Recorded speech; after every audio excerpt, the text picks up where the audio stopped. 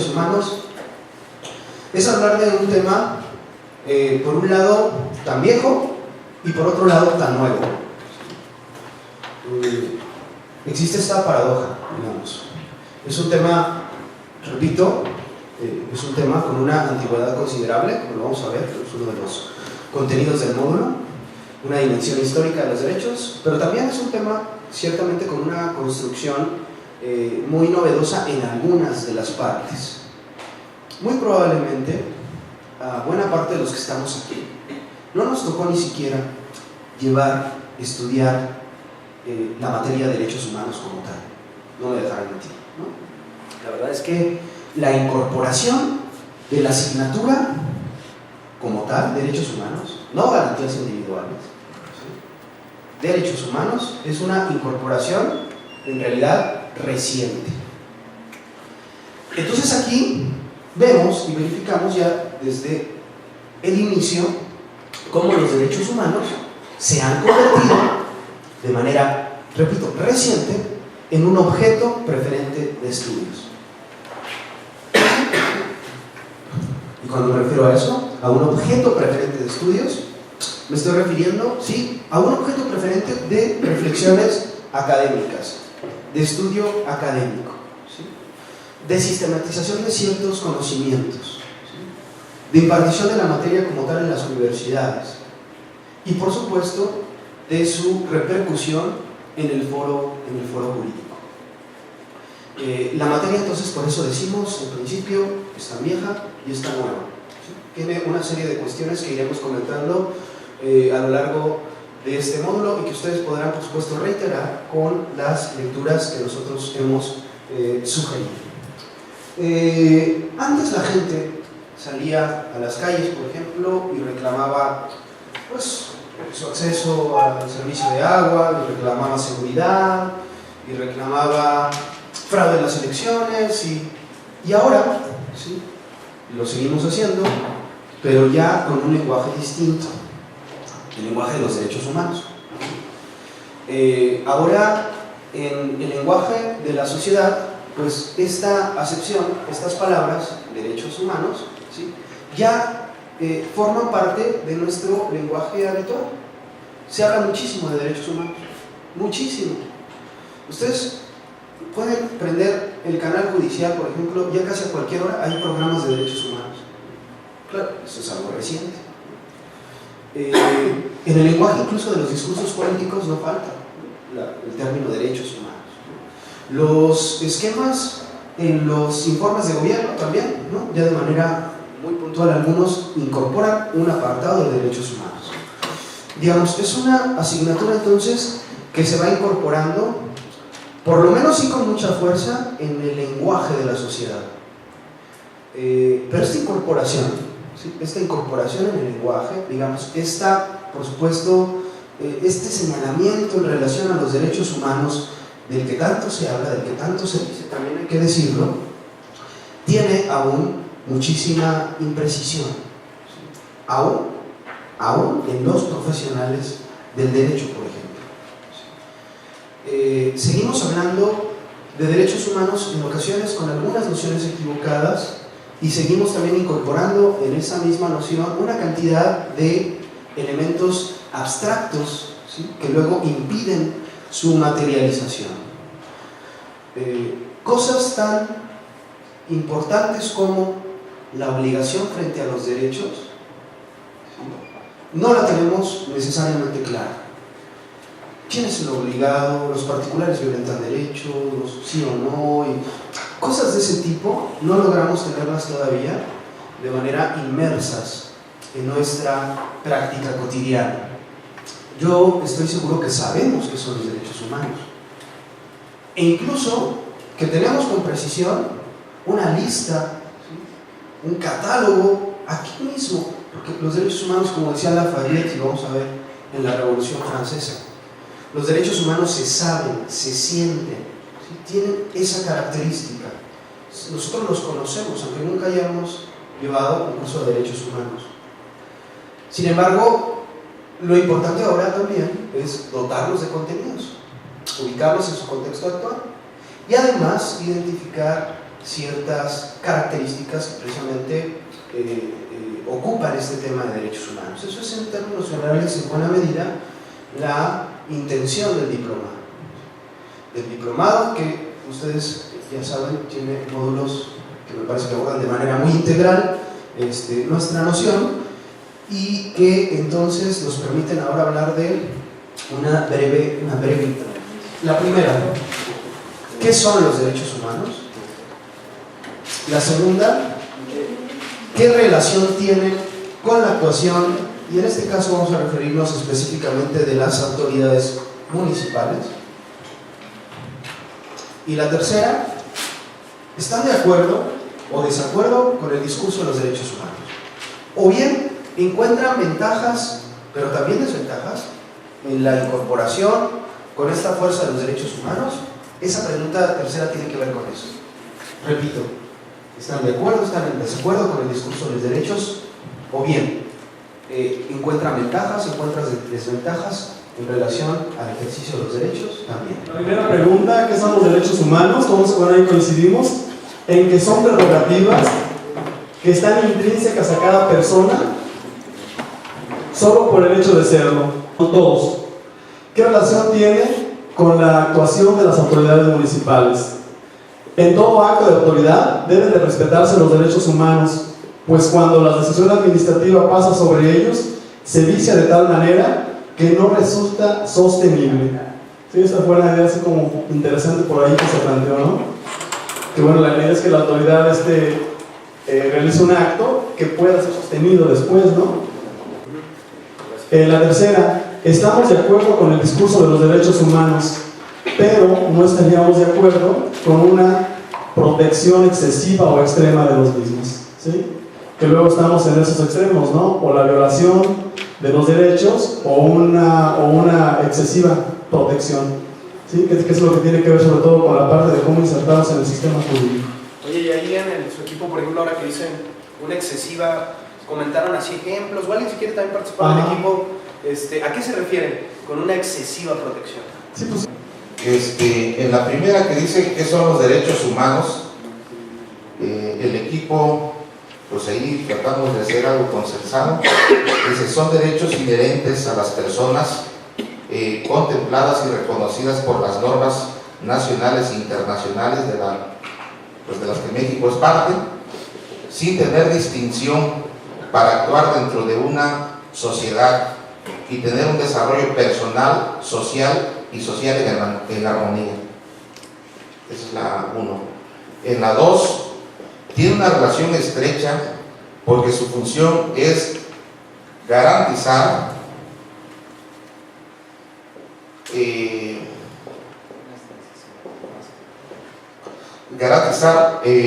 satisfacción de necesidades básicas, cumpliendo con el principio de legalidad. Y en la 3 ya no nos alcanzó a discutir porque estaba muy dura la situación. Pero voy a leer aquí la persona. Dice que sí, porque entre más la clase política y la sociedad esté conociendo y actuando en torno a los derechos, creo que nos ayuda a todos para vivir en una sociedad más armónica y consciente. Nosotros planteábamos que los derechos humanos son aquellos reconocimientos de carácter universal que son prerrogativas inherentes al ser humano y que van a permitir cuidar íntegramente el aspecto emocional y físico de los individuos. Así también desarrollar sus actividades de estudio y trabajo propias del ser humano. Aquellas que permiten también una superación personal del ser por medio de actividades culturales, artísticas y deportivas. Y actualmente, como lo hemos estado viendo, nos permite también el derecho a la denuncia, al incumplimiento de estos derechos. Planteábamos que nuestro primer vínculo de ente gubernamental, ¿no? El municipio, después de la familia, después de la colonia, después del fraccionamiento, etcétera, aquel con quien se encuentra el ser humano, el individuo, a reclamar estos derechos humanos sería el municipio, ¿no? La autoridad municipal. Las ventajas y desventajas que coincidíamos con el planteamiento de algún otro grupo, que es aquel exceso que existe entre, ya en materia penal, poníamos algunos ejemplos, en el ejemplo de los secuestradores, ¿cuál rige? ¿El del delincuente o el de la víctima? El debido proceso y liberación del presunto o del delincuente o de la víctima. Sí, yo observo de acuerdo, por ejemplo, la primera pregunta, ¿qué son los derechos humanos? Ustedes ya lo tienen muy claro, entonces el módulo de hecho ahorita ya va a terminar. Nos vamos, esto está más que dicho. En cuanto a la segunda, no es cierto, no va a terminar, ¿qué relación tiene con las autoridades municipales? Sí, miren, por ejemplo, la mayoría, y bueno, partiendo de la primera, hablan sí todos de prerrogativas. Hablan, sí, los tenemos por el hecho de ser personas. Es como una noción muy trillada, pero muy cierta. Digamos, son derechos cuyo presupuesto único es ser personas para tenerlos, ¿no? Y por eso también, pues todos, o por lo menos los últimos dos, se refieren a esta idea de inherentes, ¿no? Son inherentes a las personas. El equipo 2, por ejemplo, planteaba también una cosa importante, de una vez ya adelantaban el tema del reconocimiento, no solamente nacional, sino también internacional, ¿no? que digamos es un rasgo distintivo precisamente de la materia que nos ocupa, ¿no? Por supuesto, hablan también, y aquí coincidían, fíjense los tres, hablan de la idea y el objetivo de los derechos humanos en relación a un desarrollo, dice el equipo 2, personal en armonía, y el equipo 3, un desarrollo para el estudio, para el trabajo y también relacionado con la superación, incluso agregan el tema de derechos culturales, ¿no? Desarrollo artístico, ¿no? Digamos, tenemos claro que, bueno, esta suerte de objetivo de los derechos humanos. La relación con la autoridad, pues sí, como ustedes lo comentan, en realidad sí tiene que ver con el equipo, bueno, empezamos por el 3, ¿verdad? Vamos del 3 al 1. Señalaba, todo acto de autoridad debe respetar derechos humanos, y además el acto, decían ellos, debe ser fundamentado para que se sostenga, ¿no? Era esta noción, ¿no? Para tener esa congruencia jurídica. También el 2 decía, hay una relación estrecha porque su función es garantizar necesidades básicas, ¿no? Y sí es cierto, una noción recurrente de los derechos tiene que ver con esta idea. Hay un profesor, el doctor José Antonio de la Torre Rangel, de la Universidad Autónoma de Aguascalientes, que ha comentado en muchas ocasiones este concepto de derechos humanos. Dice él, los derechos humanos son las necesidades básicas juridificadas, ¿no? Es algo que ha desarrollado, ¿no? O sea, digamos, él dice, son las necesidades básicas, ¿no? Incorporadas en la norma.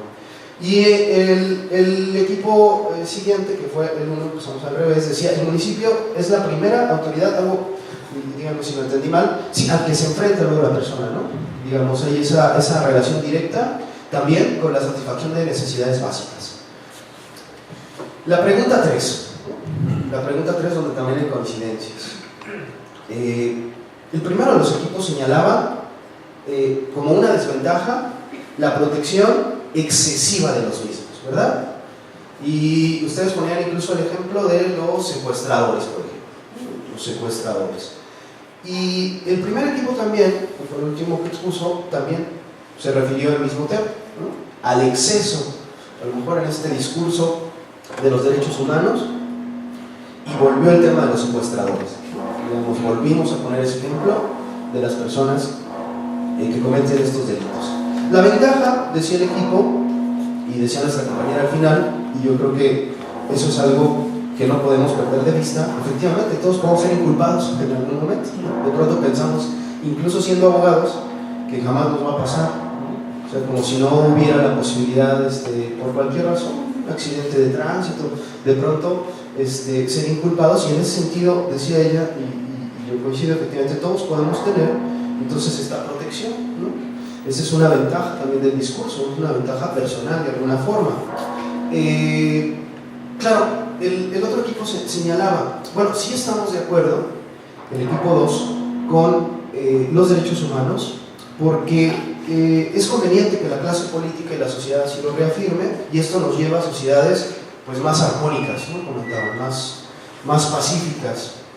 Si se fijan, hay una, por supuesto que hay, yo podría decir, y miren, luego esto no es frecuente en los grupos en los que trabajamos, con cursos, con clases, Pero aquí hay, claro, se nota, ustedes digamos ya tienen una formación pues claro, muy importante, se nota una congruencia, como ustedes pueden ver en los temas. Se nota una congruencia más o menos en las respuestas. Entonces vamos a agarrarnos de esto y vamos a seguirlo comentando en el desarrollo del módulo en relación a los temas que vamos a ver que están, digamos, divididos en estas 4 partes: derechos humanos, garantías individuales, derechos fundamentales. Y también nos podemos referir un poco a derechos naturales, que adelanto desde ahora, no son sinónimos, ¿sí? No son sinónimos.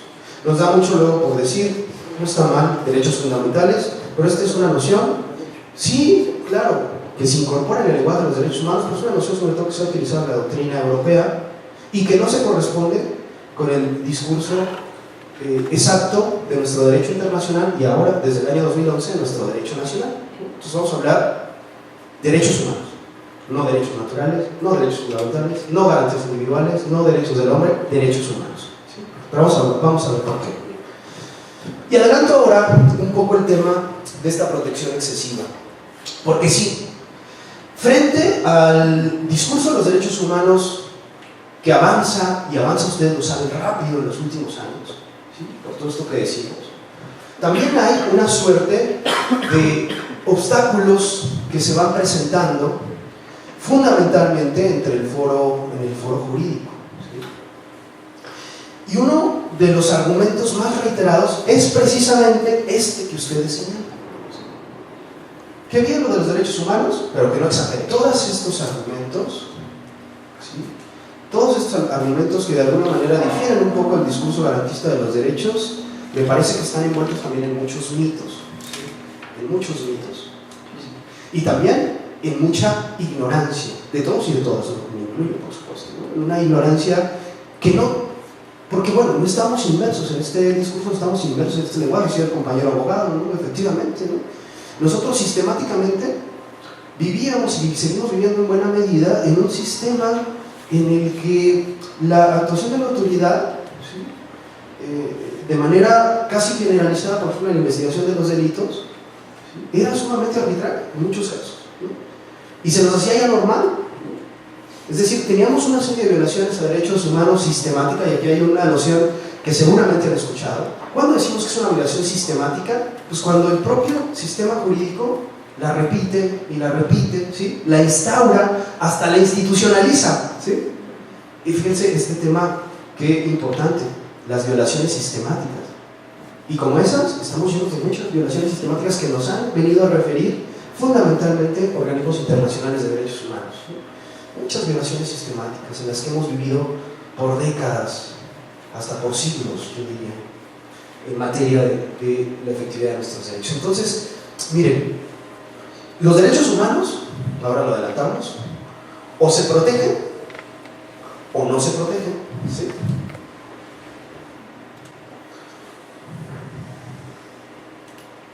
Es como cuando una mujer está embarazada, o está embarazada o no está, o sea, no puedo decir, está nomás tantito, ¿no? O está bastante, ¿no? O está o no está, ¿sí? Los derechos humanos o se protegen o no se protegen, porque los derechos humanos son un asunto estrictamente de legalidad, ¿sí?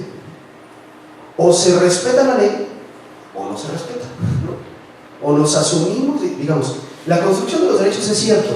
Yo lo escuché un poco en sus discusiones hace un momento, no por metiche, pues va pasando, ¿no? Algunos decían por ahí, es que los derechos, no todos están, los derechos humanos son aquellos, aunque no estén positivados, no están incluidos, son los que se deben de reconocer, ¿no? Algunos decían, incluso por aquí lo comentaba, el ideal es que todos los derechos humanos sean reconocidos.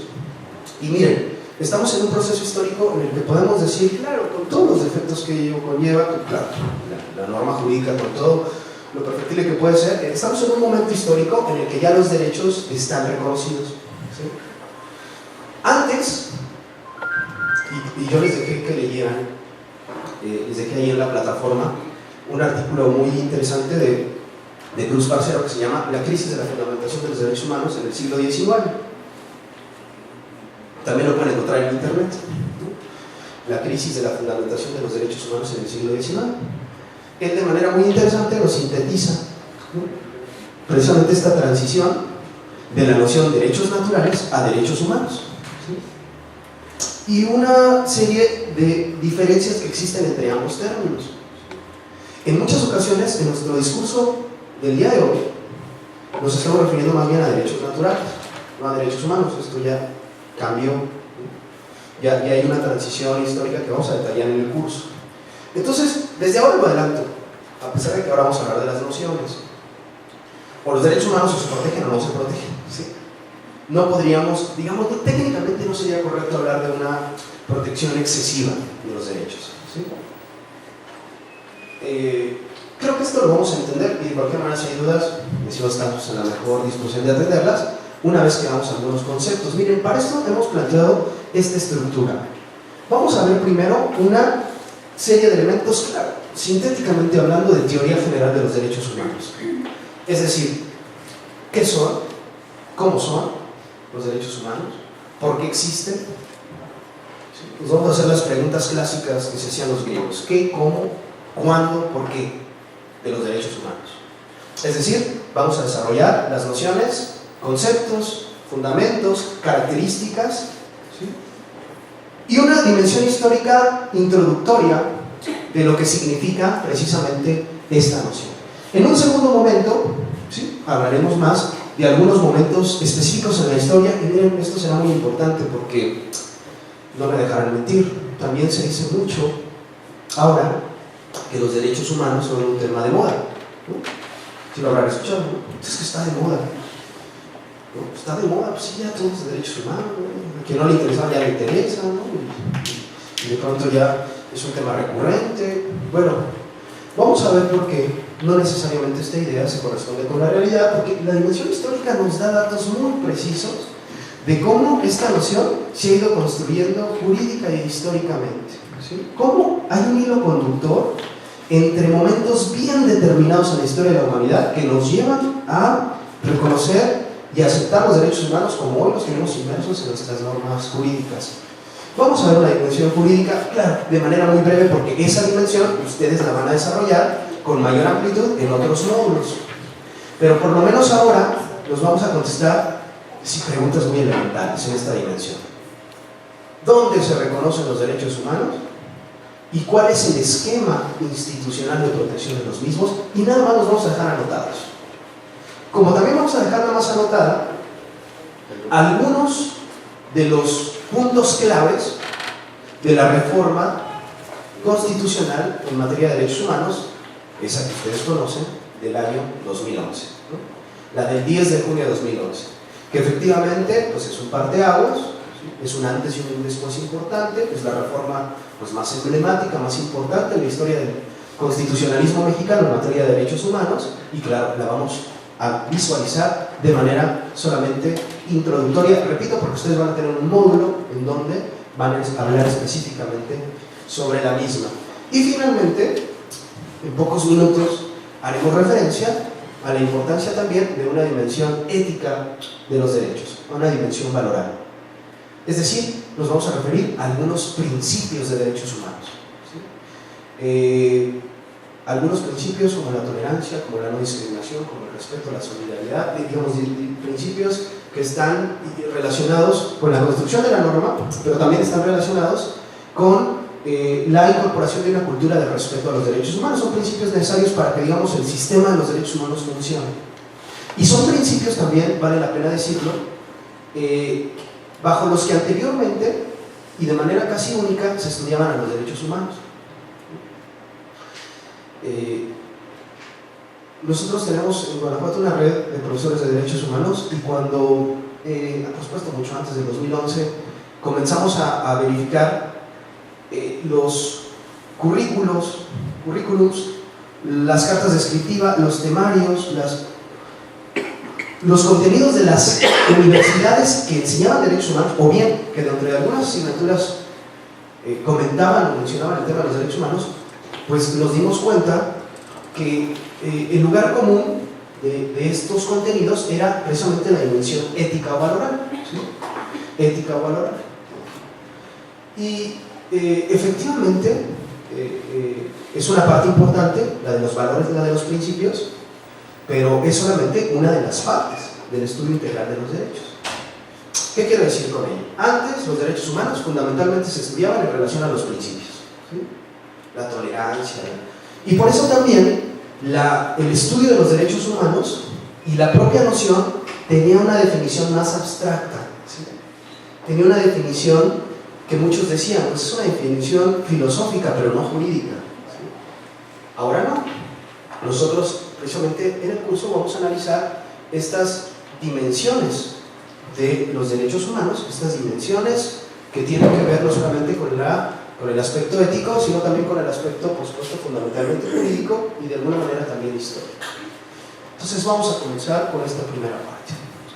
Teoría de los derechos humanos. ¿Qué son los derechos humanos? A pesar de que ustedes ya lo saben bien, valdrá la pena recalcar algunos elementos importantes en una noción, digamos, actualizada, ¿sí? En una noción actualizada. A pesar de que hablaremos de algunas nociones que ya tienen cierto tiempo, vamos a al final hacer una recapitulación, al final de estos poquitos conceptos que veremos, y después redactaremos algunos de sus elementos principales.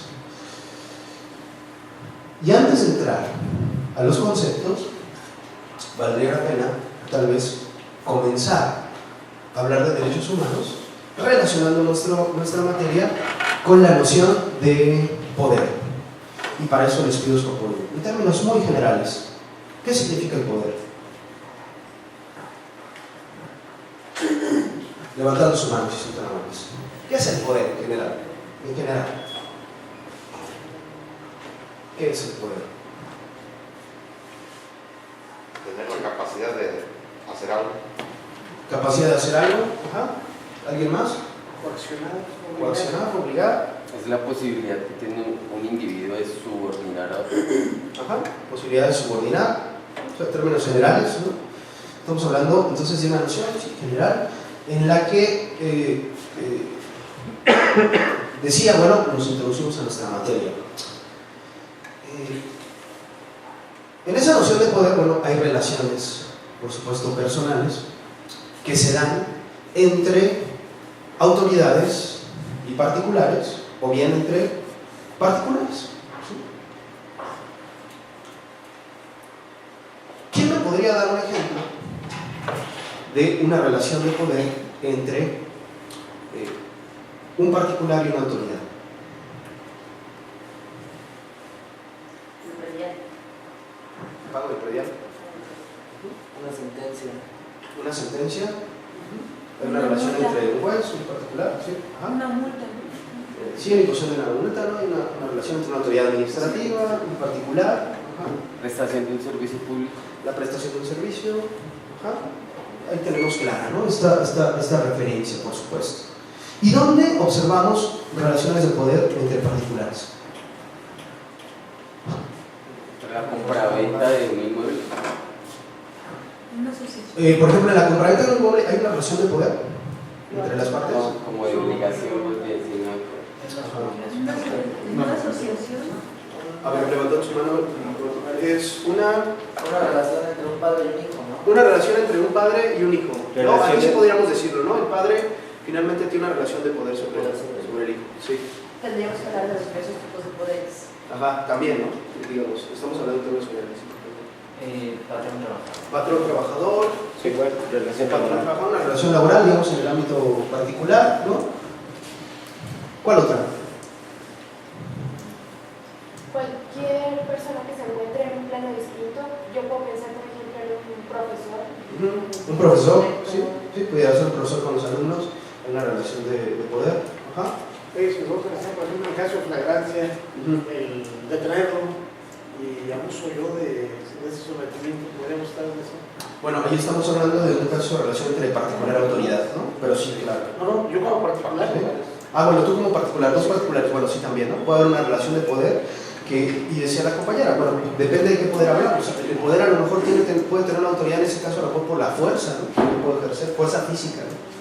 Puede ver está relacionado con una cuestión de autoridad moral, está relacionado con una autoridad jurídica en el caso de la autoridad, ¿no? Entonces, bueno, sí, Miren, lo interesante aquí es que cuando hablamos de relaciones de poder, ¿cuál ustedes creen que es la peor consecuencia cuando el poder se excede? ¿Cuál es la peor consecuencia cuando el poder se excede? Arbitrariedades, Conservar el poder, porque dicen que la conservación del poder, Violación de derechos. violación de derechos. Para allá vamos. En mi opinión, la peor consecuencia, ¿sí?, en el exceso, en el ejercicio del poder, la peor, puede haber varias, ¿no?, pero la peor consecuencia es la violación de derechos humanos. ¿Sí? Es la peor. ¿Sí? Puede llegar, el exceso del ejercicio del poder puede llegar o no a violentar un derecho. ¿Sí? Derecho humano. Pero la peor consecuencia es la violación a derechos humanos. ¿Sí? Por eso es que vale la pena, digamos, incorporarnos, antes de hablar de nociones, a esta idea de poder y de las relaciones, claro, asimétricas de poder. Ahora bien, si estamos hablando de relaciones entre particulares, relaciones entre autoridades y particulares, los derechos humanos se violentan tanto por la autoridad como por los particulares. ¿Qué opinan? ¿Todos dicen que sí? A ver, levanten la mano las y los que dicen que sí. Por ambos. ¿Quién dice que no? Solo la autoridad. Pues yo creo que una autoridad viola derechos humanos y una persona que si fuera autoridad violara derechos humanos comete delitos, comete agravios. Sí, miren, vamos a ver ahora las nociones, pero sí vale la pena partir de esta consideración, ¿no? Los derechos humanos son, en principio, ¿sí?, derechos de las personas y obligaciones de la autoridad. ¿Sí? Como lo señala ya ahora con toda claridad el artículo 1 constitucional, el Estado, a través de todas sus autoridades, ¿sí?, está obligado a respetar, a garantizar todos esos verbos que tienen contenidos los derechos humanos. El Estado, a través de todas sus autoridades. Lo cual entonces, por supuesto, nos lleva a concluir esta idea de que los derechos humanos efectivamente son derechos, decimos, de las personas cuya garantía, cuya efectividad, cuyo respeto corresponden en principio al Estado a través de las autoridades. Entonces, ¿qué podríamos decir respecto a esta pregunta que les hago?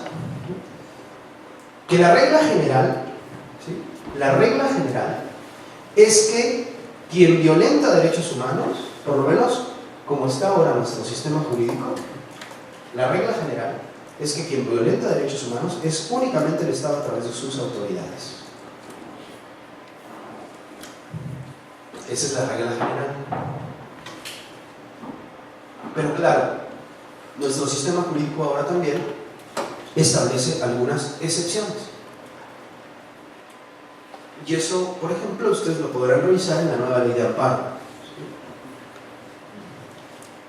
en donde con todas estas fórmulas nuevas de interés legítimo, hay también, como señalan algunos, puede existir una violación indirecta de los derechos humanos a cargo de particulares. A cargo de particulares. Sin embargo, técnicamente hablando, eso no lo olviden, por lo menos el día de hoy. No sé quién sabe qué diga mañana la Corte. Nos podemos esperar cualquier cosa, como ha pasado. Por lo menos al día de hoy, la violación a derechos humanos, decimos la regla general, es que únicamente es la autoridad quien los violenta. Y decía el compañero muy bien esta referencia. La autoridad viola derechos humanos, los particulares cometen delitos. Miren, el discurso de los derechos humanos, el discurso, me refiero al discurso jurídico, normativo de los derechos humanos, nace, ¿sí?, y se desarrolla para ponerle límites a la autoridad del Estado.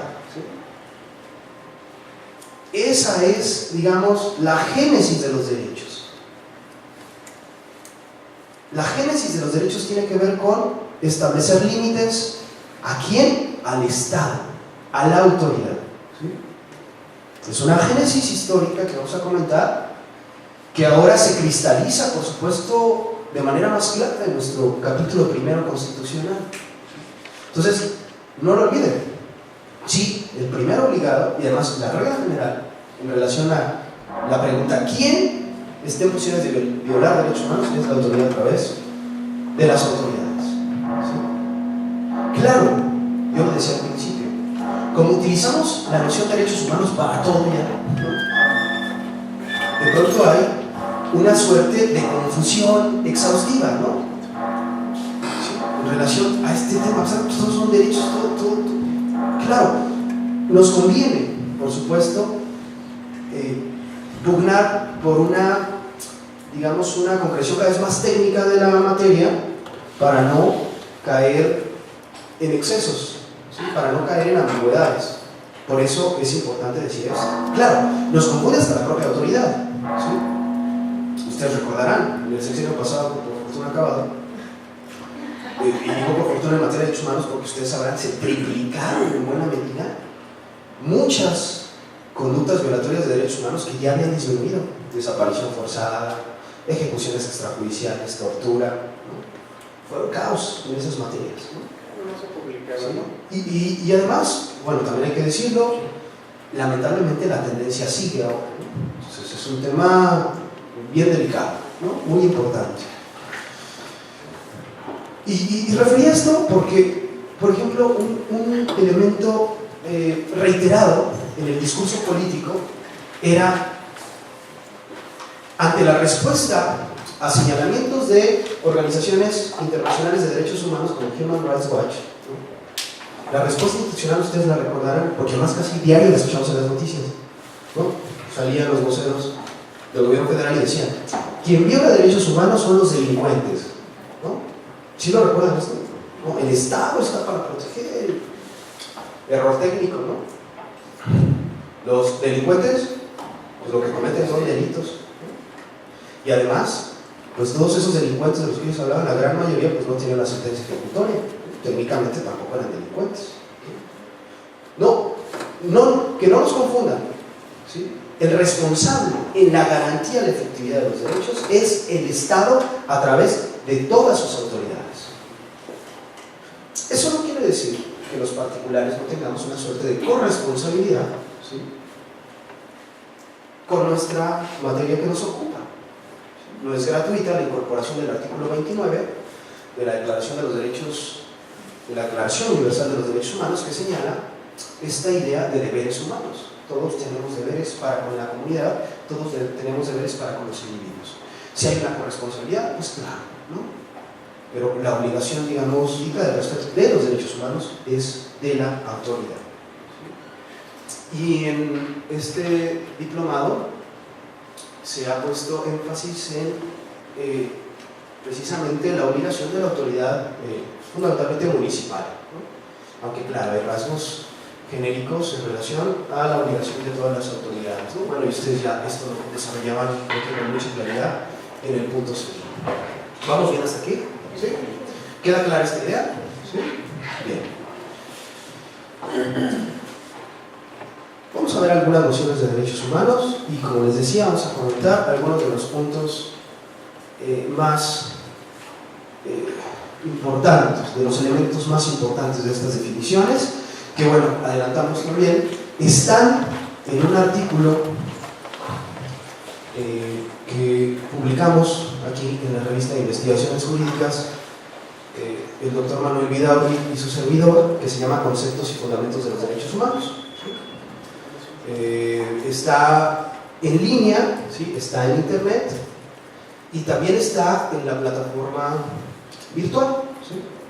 Entonces ahí también estaría disponible para ustedes, ¿no? Ahí para que ustedes lo verifiquen. Y claro, hay que decir, a pesar de que ese artículo está escrito antes de la reforma de 2011, lo que también nos sirve en buena medida de ese texto ahora es recapitular en algunos conceptos pues clásicos, importantes por así llamarlos, de los derechos que nos ayudan bien a entender o a sintetizar un solo concepto al final de su estudio.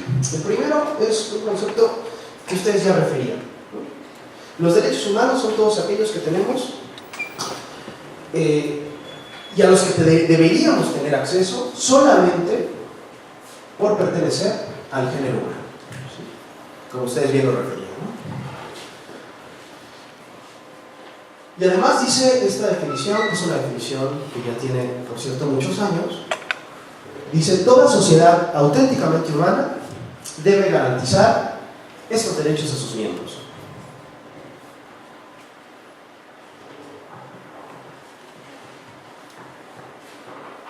Bueno, esta precisamente noción se refiere a derechos fundamentales. Nosotros diríamos ahora derechos humanos, digamos, podemos a la luz del tiempo contextualizarla. Se refiere, fíjense también, esto está interesante, a derechos del hombre. Y ahí el doctor Vidal le agregó con mucha astucia, entre paréntesis, y mujer, ¿sí? Y mujer. No solamente como una cuestión de forma, sino también de fondo, que tenemos en virtud puramente de nuestra calidad de seres humanos, ¿sí? Y que además, dice Morrisabra, toda sociedad debe garantizar a sus miembros. Nosotros podríamos decir ahora, con esto que acabamos de decir, la sociedad ahora, en materia de derechos humanos, esta es una definición de los años 60, estamos de acuerdo con esa segunda parte, son derechos que tenemos por el hecho de ser personas. Pero podríamos criticar la definición ahora mismo y decir: sí, la sociedad tiene una corresponsabilidad, pero el primer obligado, ¿quién es? El Estado, a través de todas sus autoridades. ¿Sí? ¿Queda claro? ¿Y por qué agregamos y mujer? ¿Por qué? ¿Por la cuestión de equidad de género? Sí, tiene que ver con esta visión precisamente de la perspectiva de la equidad de género. También recordando que no es una cuestión solamente de fondo, de forma, sino es una cuestión de fondo.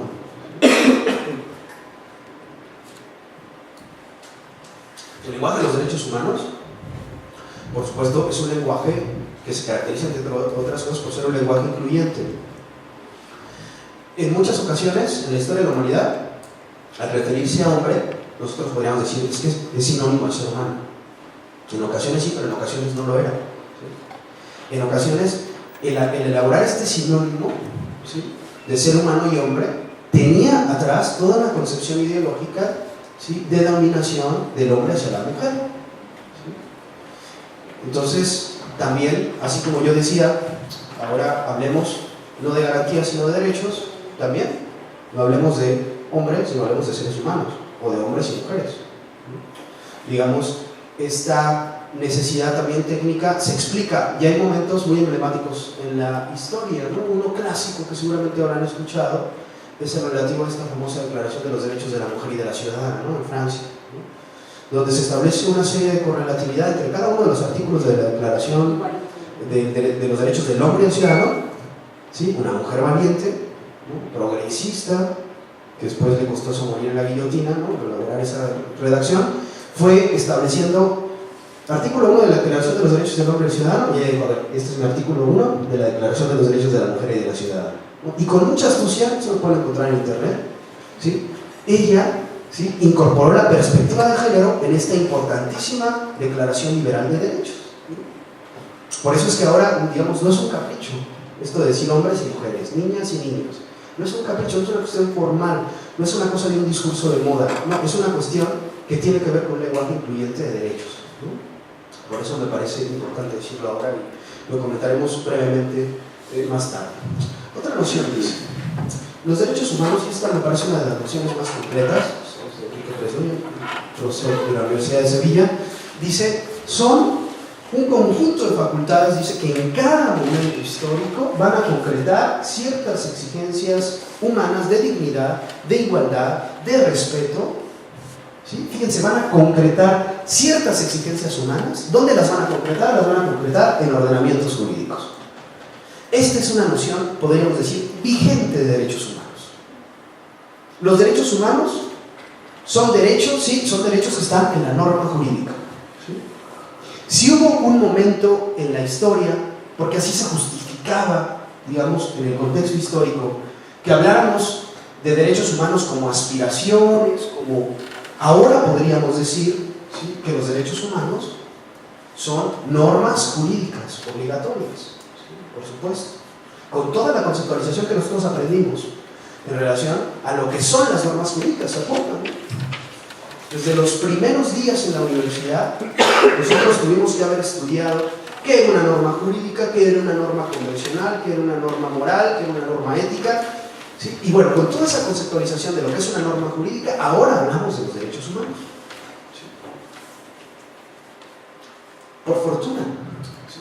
Ya no únicamente, como se decía en un discurso también histórico importante, son aspiraciones, ya no son, claro, lo siguen siendo en buena medida en relación a su actividad, pero sí podríamos decir que ahora los derechos humanos son una concreción, ¿sí?, de exigencias humanas en normas jurídicas nacionales y normas jurídicas internacionales. ¿Y por qué ponemos aquí con negritas, por ejemplo, en cada momento histórico? Porque Presnunio me parece que elabora una noción muy realista de lo que son los derechos. Los derechos en realidad sí se van concretando en cada momento histórico. ¿Quién iba a pensar cuando estudiamos nosotros?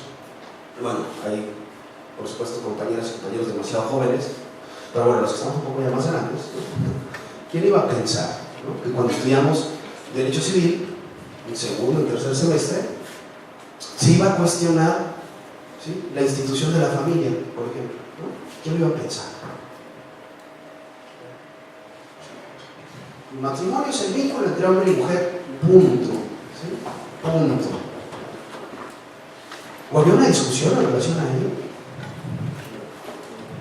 Yo creo que muy poco. A lo mejor probablemente había algunas voces distintas, pero ¿quién iba a decir ahora, por ejemplo, que en este momento histórico, ¿sí?, nos estamos cuestionando cada vez con mayor seriedad, pues por qué el matrimonio únicamente es un vínculo entre un hombre y una mujer, ¿sí?, si está relacionado con el derecho humano a formar una familia contenido en tratados internacionales de derechos humanos? Y si sí es un derecho humano formar una familia, ¿sí?, hablando civilmente, hablando de esa técnica del derecho civil, entonces ¿por qué será, ¿sí?, que algunos sistemas jurídicos no posibilitan el vínculo matrimonial entre personas del mismo sexo? Fíjense qué cosa más interesante desde la perspectiva de los derechos, porque esta es la historia de los derechos humanos. La historia de los derechos humanos es una historia de ir quitando candados, ¿sí?, de ir quitando candados, antes porque eran negros, antes porque eran mujeres, antes porque eran niños, antes porque eran indígenas, ¿sí se fijan? Porque eran homosexuales, ¿sí? Pero qué lenta ha sido esa historia, ¿no?, de ir quitando candados, ¿no? A mí, y luego con mucho respeto, la sola pregunta de si las personas homosexuales tienen derecho a una familia, esa elaboración de esa sola pregunta, a mí ya me parece discriminatoria. La sola pregunta, ¿sí? Así como la sola pregunta, ¿sí?, hace ya más décadas, de ¿las mujeres tendrán derecho a votar? ¿Sí? Así como esa sola pregunta, hace algunas décadas, ya la propia conceptualización podría ser discriminatoria, ahora a mí me parece que la sola pregunta también pudiera ofender, pero claro, son temas bien polémicos, son temas muy polémicos, y más en Guanajuato, entonces eso también hay que decirlo. Entonces hay que tener en cuenta que claro, también el lenguaje de los derechos humanos es un lenguaje que se construye democráticamente, ¿sí? Y claro, es un lenguaje que también se construye en nuestra circunstancia cultural, ¿no? Lo dijo muy bien Bobbio. ¿Cómo fundamentar los derechos? Pues vamos a fundamentarlos democráticamente, no es nada sencillo. ¿Cómo vamos a establecer los contenidos de los derechos? Pues vamos a ponernos de acuerdo. Ya vimos, ¿no?, esta idea de que son inherentes y el naturalismo. Dijo, esta idea filosófica es maravillosa, pero a ver, ¿cómo los concretamos? ¿Cómo nos ponemos de acuerdo? Dijo, voy a ver, teoría intersubjetiva. Y dijo Ferrayoli, a ver, entonces vamos a establecer ciertos valores, pero bien determinados, ¿sí? No es un tema sencillo, pero es un tema que nos debe, por supuesto, ocupar ya, ¿no? El tema de los derechos humanos, como decía el profesor que citaba anteriormente, sí tiene que ver con esta justificación de necesidades básicas, ¿sí? Y todas las necesidades básicas son necesidades emergentes, urgentes, ¿no? En ese sentido, creo que tenemos una gran responsabilidad en este momento para dotar de muchos contenidos a derechos humanos ya, por supuesto, reconocidos en normas jurídicas. Entonces, miren, qué maravilla de noción. Los derechos humanos, ¿qué son? Pues es la concreción en normas de derecho de los ideales más sublimes del género humano. Igualdad, libertad, dignidad. Díganme si no, a todos nos va a convenir vivir en una cultura en la que se respetan ahora estas normas jurídicas con esos contenidos. Con esos contenidos generales, que claro, como decía, en buena medida están en proceso de construcción y que también, como ustedes lo adelantaban muy bien al principio en esta evaluación inicial, se encuentran reconocidos en normas nacionales y en normas internacionales. Y hay que poner mucho énfasis en esta segunda concepción. Se encuentran reconocidos en normas internacionales, ¿sí? En muchas ocasiones donde estas normas reconocen de mejor manera, ¿sí? De manera más progresista y de manera muchas veces más adelantada los contenidos de los derechos que las propias normas jurídicas locales. Siempre cuando asesoramos a el compañero, ¿no? Que estamos trabajando en una tesis, licenciatura, posgrado, alguien, siempre, ¿no? De las primeras recomendaciones es: tienes que estudiar, ¿sí? El derecho internacional de derechos humanos, el tema que te ocupa, ¿no? Es más, en principio, primero ve qué dicen ellos, qué dicen las normas jurídicas y ya después bajamos, ¿no? Porque en términos generales, los criterios más avanzados han venido precisamente del derecho internacional de derechos humanos. Por eso hay que poner mucho énfasis. Los derechos humanos se reconocen en el plano nacional y en el plano internacional. Con esta parte, decíamos, de teoría general de los derechos. Y vamos a ver otra noción. Miren, esta es una noción, podemos decir, oficial en relación a que la desarrolla la UNESCO. La UNESCO, como ustedes saben, es una institución que pertenece a las Naciones Unidas. Y la UNESCO me parece que es aún también un poco más precisa en relación a la obligatoriedad del Estado. ¿Por qué? Señala: los derechos humanos son una protección institucionalizada de los derechos de la persona humana contra los excesos del poder cometidos por los órganos del Estado. Protección institucionalizada de los derechos de la persona contra los excesos del poder, pero aquí sí ya nos dice la UNESCO, cometidos por los órganos del Estado. Y la UNESCO también nos proporciona el objeto de los derechos humanos, con el que también ustedes han tenido coincidencia cuando hicimos el ejercicio de la evaluación inicial. ¿Sí? El objeto de los derechos es establecer condiciones humanas de vida, así como el desarrollo multidimensional de la personalidad humana. Ahí está plasmado, digamos, en ese objeto de la UNESCO, pues la razón última de los derechos.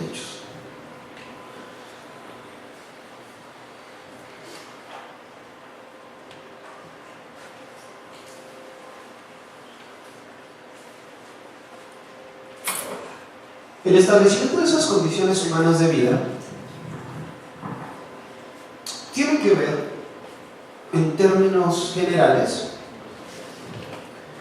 con el establecimiento de requisitos mínimos en la norma jurídica, requisitos mínimos que nos posibiliten vivir en condiciones dignas.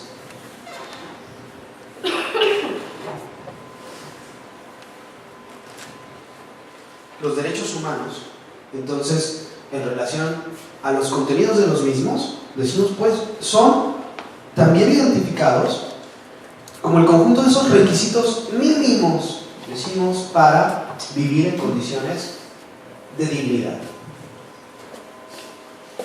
Vamos a hacer una recapitulación de los conceptos que hemos mencionado y también de las ideas alrededor de los conceptos de los que hemos hablado, para ya desde este momento del diplomado tengamos una noción más firme respecto a lo que son los derechos humanos. Decíamos, Son derechos que tenemos en virtud de nuestra calidad de seres humanos. Una cuestión importante, se van concretando en cada momento histórico. ¿Quién iba a decir, claro, por razones obvias, hace algunos años, que el Internet iba a ser un derecho humano? Y las Naciones Unidas ahora establecen una declaración, claro, relacionado con derechos de libertad de expresión, derechos de comunicación, derechos de libertad de pensamiento, de información, etc.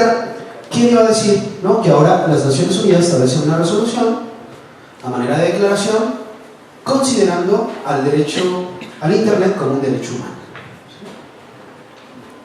Con todo lo que implica, fíjense. Claro, porque los derechos humanos se van concretando en cada momento histórico. No sé si ustedes lo sabían, pero por ejemplo, ¿quién iba a decir que en el año 2012, apenas en el 2012, nuestra Constitución iba a incorporar el derecho humano al agua? Que como derecho humano, también vale la pena decirlo, ya estaba incorporado en documentos internacionales de derechos humanos, pero que ahora nuestra Constitución lo incorpora. Y claro, no se imaginan, y con razón, pues la preocupación de los organismos operadores del agua, ¿no? Porque ahora se preguntan, a ver, si la Constitución ahora dice que el agua es un derecho humano, ¿esto qué significa para nosotros? ¿Qué nuevas obligaciones? ¿No? ¿Qué tipo de servicios tenemos que cumplir? Bueno, a mí me han preguntado, y el año pasado estuvimos trabajando con varios organismos, y la pregunta, una pregunta reiterada era, bueno, entonces ahora no podemos cortar el agua, que es un derecho humano. Es decir, las personas y los particulares podrían aludir que les están violentando un derecho humano si les suspendemos el servicio de agua. Y claro, aquí tenemos que entender, y yo hice un trabajo y lo conceptualizamos así, por esas dudas que ellos tenían, ¿no? El trabajo fue, sí, explicar qué significa entender el servicio de agua como un derecho humano. Y la verdad es que, en mi opinión, y claro, es una opinión, digamos, en relación a una fundamentación en el derecho internacional de los derechos humanos, que sí ya se había ocupado de desarrollar los contenidos del derecho humano al agua como un derecho social, específicamente en el Pacto Internacional de Derechos Económicos, Sociales y Culturales, que es un tratado internacional que nosotros firmamos y ratificamos hace muchas décadas, hace varias décadas, ¿sí? Tratado internacional obligatorio. De acuerdo con ese tratado y de acuerdo con la interpretación de ese tratado, además, que fíjense, es algo en lo que no estamos, y no me dejarán mentir, familiarizados los juristas. O sea, ¿cuándo ustedes habrán citado, cuándo habremos citado la observación general número 15 del Pacto Internacional de Derechos Económicos, Sociales y Culturales? ¿Ustedes no han visto las resoluciones? Claro que no tenemos incorporada esa, digamos, esa dinámica de fundamentación de los derechos.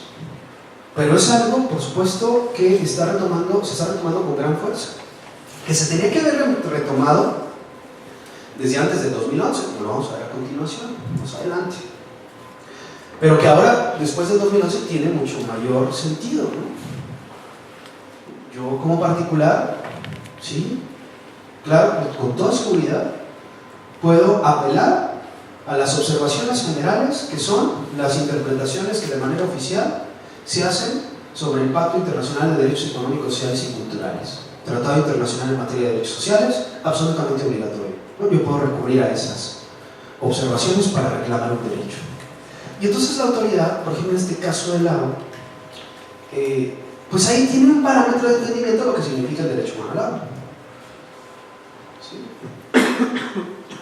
No significa que la autoridad ahora ya no pueda suspender el servicio de agua. No significa eso. El derecho humano al agua, como dice la observación general de dicho pacto, tiene otra conceptualización. El agua tiene que ser salubre, tiene que ser accesible, tiene que ser asequible, tiene que cobrarse un costo razonable, ¿sí? Tienen que elaborarse diferencias, claro, en cuanto al cobro, dependiendo de las zonas, ¿sí? Y no, por ejemplo, no puede existir esta idea de imposibilidad material en determinadas, por ejemplo, comunidades indígenas para no prestar el servicio, ¿no? Digamos, el derecho humano al agua tiene otra conceptualización, ¿sí? No quiere decir que ahora la autoridad, esa es mi opinión, de acuerdo a esta normatividad internacional, no pueda suspender el servicio, ¿no? No, tiene que ver con otra idea, tiene que ver con otros contenidos. Por eso nos conviene, me parece, tener mucha información en este sentido, y por eso también vale la pena recordar, entonces, esto que decimos, los derechos humanos se van concretando en cada momento histórico, en cada momento histórico. Los derechos humanos, además, fíjense también otro tema interesante en la conceptualización de los mismos. Se reconocen al ser humano en lo individual, pero también se reconocen al ser humano en su dimensión colectiva. Es correcto, sí, técnicamente decir que los derechos humanos son individuales, pero también los derechos humanos son colectivos. Tenemos libertad de pensamiento, tenemos libertad de comunicación, tenemos libertad de religión como un derecho, como derechos individuales, pero también tenemos derecho a la libre determinación como pueblos, ¿sí? Como colectividades, ¿sí?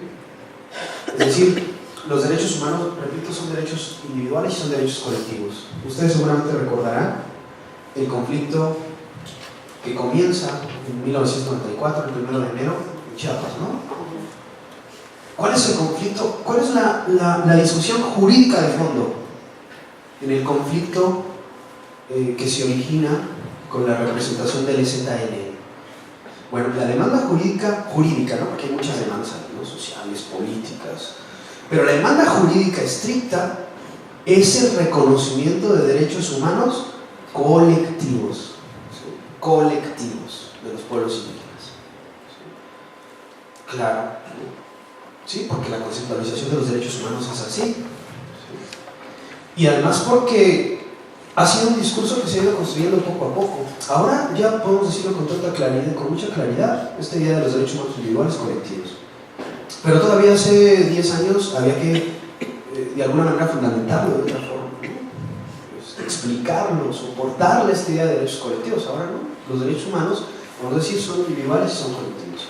Los derechos humanos, claro, de manera muy importante, se positivizan, están incorporados en el derecho nacional y de manera muy importante, muy representativa, decíamos también nosotros, en el derecho internacional. Claro, aquí hay un elemento de estudio, de práctica, de incorporación de nuestro trabajo cotidiano en el derecho internacional, ¿sí? Es algo tampoco a lo que estábamos acostumbrados. Rara era luego la materia desde que estudiábamos, ¿no? Que incorporaba un tratado internacional, ¿no? En la fundamentación en el estudio. A pesar de que ya existía el artículo 133, ¿no? Un artículo por muchos años, ¿no? Olvidado, relegado en esta materia. Hay un discurso también impreciso después del 2011 que dice que la reforma constitucional del 10 de junio de 2011 lo que vino a hacer es incorporar a los tratados internacionales de derechos humanos en el sistema jurídico, ¿no? Es un discurso equivocado, ¿no? Ya estaban incorporados, incluso como ley suprema, como dice el artículo 133, incluso con la jerarquía que la Corte ya les había dado. Que nosotros no los peláramos, disculpen la expresión, pues era otra cosa, ¿no? Que no los conociéramos, que no los... era otra cosa, que no los utilizáramos, que no los entendiéramos, que no los... era otra cosa, ¿no? Pero ya estábamos obligados, por supuesto, a fundamentar nuestras actuaciones, nuestras pretensiones, nuestras demandas en los tratados internacionales. Claro, en el año 2011, ¿sí? Lo que pasa con los tratados es que, como ustedes saben, se elevan al rango constitucional. Claro, esto es una cosa de la mayor importancia. Pero una cosa es que se eleven al rango constitucional y otra cosa es que aparezcan, digamos, en nuestro sistema jurídico como documentos obligatorios, ¿no? Eso es otra cosa, ¿no? Entonces, esa es una cuestión que también tendríamos que decir y, sobre todo, incorporar en nuestra práctica cotidiana. ¿Qué pasa si un tratado internacional contradice, en materia de derechos humanos, contradice expresamente la Constitución. ¿Sí? Digamos, ¿qué pasa si hay una contradicción entre el Tratado Internacional o la norma de derechos humanos internacional y un precepto de la Constitución? Esa era la pregunta, ¿no? Y esa era la sustancia de la contradicción de estos tribunales colegiados, ¿no? Y la contradicción de tesis que se resolvió. ¿Alguien recuerda qué resolvió la Corte? En esa contradicción de tesis del mes de septiembre del año pasado. Es la contradicción, creo que número 293 o 295. Mañana traigo bien el dato para que la chequen. En esa contradicción de tesis, que cuando hay una contradicción expresa entre una norma internacional en materia de derechos humanos y la Constitución, prevalece la Constitución. Fíjense lo que hizo la Corte, ¿no? Claro, como bien dice nuestra compañera, en realidad el texto constitucional, ¿sí?, desde el año 2011, incorpora en el artículo primero este principio importantísimo de interpretación que es el pro persona, ¿no? Es una de las claves de la reforma, ¿no? Claro.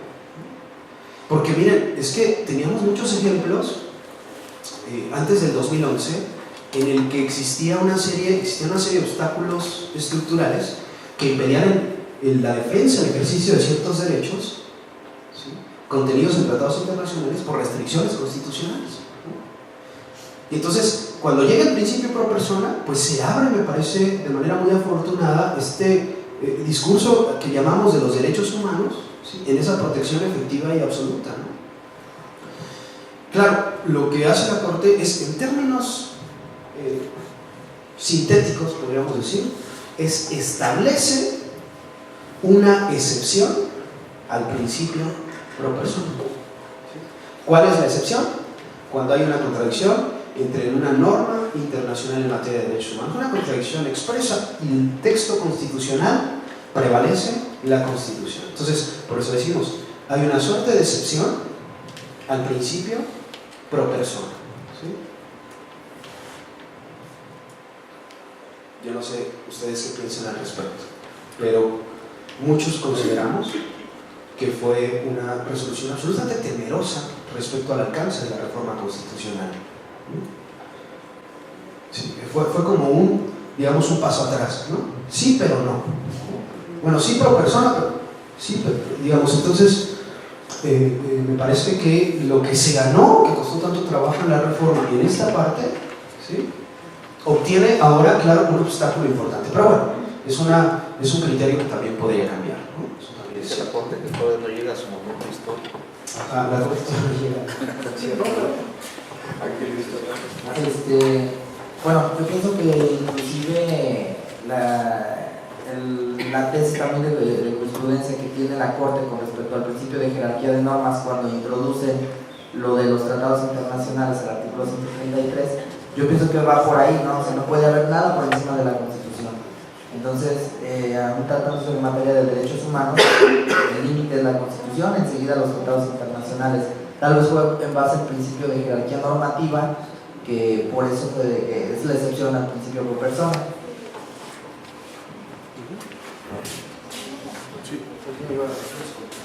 Sí, nada más no recuerdo tal cual, pero sí orientado a lo que dijo la compañera. Y si mal no recuerdo, sí hay una excepción ahí que en ciertos casos, atendiendo a ese principio, los tratados internacionales sí tienen más jerarquía que la propia Constitución, ¿sí? Porque estaba esa controversia si era de igualdad o tenía que darse más jerarquía, ¿no? Bueno, la Corte dice, y creo que tiene razón en ello, y bueno, después en mi opinión en la contradicción se contradice. La contradicción de tesis se contradice la Corte en los argumentos, porque primero dice la Corte es que no vamos a hablar de jerarquías. ¿Por qué no vamos a hablar de jerarquías? Porque con la reforma constitucional de 2011 ya no hay jerarquía, digamos, entre tratados y constitución. Los tratados se elevaron al rango constitucional, ¿sí?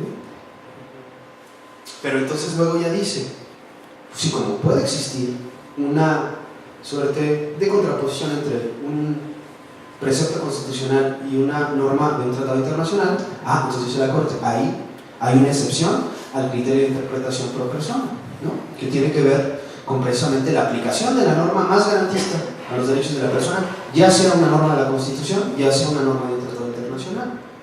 Sí, es verdad, se alude al principio de supremacía constitucional, pero miren, también tenemos que entender, yo sé que es un proceso complejo, pero que el principio de supremacía constitucional ahora tiene otra dimensión, ¿sí? Sí, digamos, tiene, en la óptica de los derechos humanos, tiene otra lógica. No es que ya no exista, ¿sí? No es que ya no lo tengamos que atender, pero tiene que tener una interpretación diversa a la que estrictamente aprendimos, ¿no? Algunos autores ahora hablan, por ejemplo, de el fin de la pirámide kelseniana, por ejemplo, ¿no? En esta materia. Tampoco estoy tan seguro de eso, porque creo que, bueno, tal vez la pirámide se ha convertido en un trapecio, ¿no? En un trapecio, porque ahora en la punta ya no está solo la Constitución, están los tratados.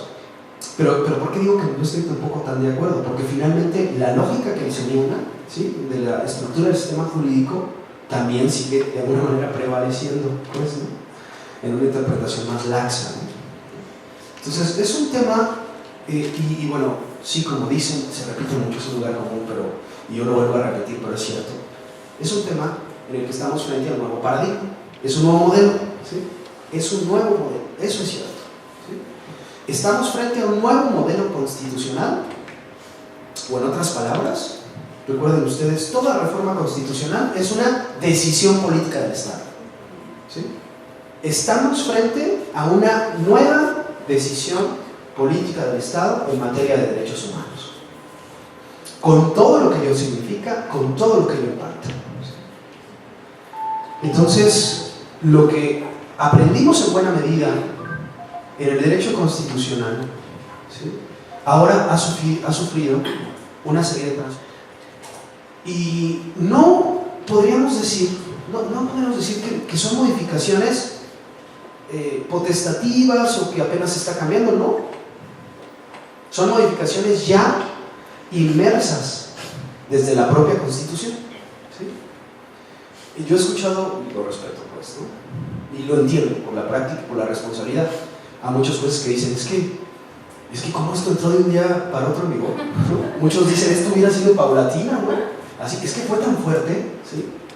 ¿Sí? Fue tan categórico, tan determinante, que muchos dicen, es que esto hubiera sido poco a poco, ¿no? ¿Sí? Pues yo creo que no, o sea, yo creo que estuvo bien. Lo que sí exige ahora, ¿sí?, de todas y de todos, es una actualización y es un estudio adicional de lo que no habíamos estudiado. Por ejemplo, pues sí, los criterios del derecho internacional, ¿no?, la jurisprudencia internacional. ¿Cuándo vamos a estar estudiando esto, ¿no?, de los criterios de la Corte Interamericana? Bueno, es que ahora, digamos, son, por supuesto, elementos que tenemos que agregar precisamente a nuestra práctica profesional, ¿sí?, a nuestra práctica profesional. Y donde estemos, además, ¿no?, donde estemos, más si somos autoridades. Eso es verdad. ¿Alguien levantó la mano? En algo que ya habíamos reconocido. Los derechos humanos también tienen que ver, decíamos, con una protección contra los excesos de poder. Estamos haciendo una recapitulación de las nociones. Y tiene que ver con un objeto relacionado con proporcionar condiciones mínimas, ¿sí?, para satisfacer necesidades, ¿sí? Hablamos del tema de la dignidad. Concretan exigencias, además decíamos, de dignidad, de libertad, de igualdad humanas. ¿Dónde las concretan? Bueno, decimos, las concretan en las normas jurídicas, ¿no? Las concretan en las normas de derecho. ¿Hay alguna duda hasta aquí? Ahora, digamos, con esta introducción, nosotros ya tendríamos que saber contestar a la pregunta, ¿qué son los derechos humanos? ¿No? ¿Qué son? ¿No? Es una conceptualización introductoria respecto a este tema. Bueno, ¿cómo son los derechos humanos? ¿Cuáles son sus características? Vamos a decir de manera muy breve, muy simple. ¿Cómo son los derechos humanos? ¿Cuáles son sus características? Bueno, los derechos humanos son imprescriptibles, no se pierden con el paso del tiempo, son inalienables, es decir, no son objeto de transferencia. Yo no le puedo decir a alguien, te regalo mi derecho a la vida. Se oye muy bien en un poema, en una canción, pero digamos en una expresión de derechos no. No le puedo regalar a nadie mi derecho a la vida, ni mi derecho a la propiedad, ni mi derecho a la integridad. No son susceptibles de transferencia, los derechos humanos son inalienables, son irrenunciables. Claro, pensemos en esta característica, son irrenunciables frente al poder del Estado. ¿Sí? El Estado, digamos, en ningún caso podría decir, es que violé sus derechos porque aquí tengo un documento, ¿no?, en el que en particular renunció, ¿no?, a su derecho a la integridad física, lo torturé bajo su... ¿Sí? ¿No? Los derechos humanos son irrenunciables, por supuesto, ¿no? Bajo esta perspectiva, recuerden, no lo olviden, los derechos humanos se afirman frente al poder del Estado, ¿sí? Frente al poder del Estado. Son inviolables,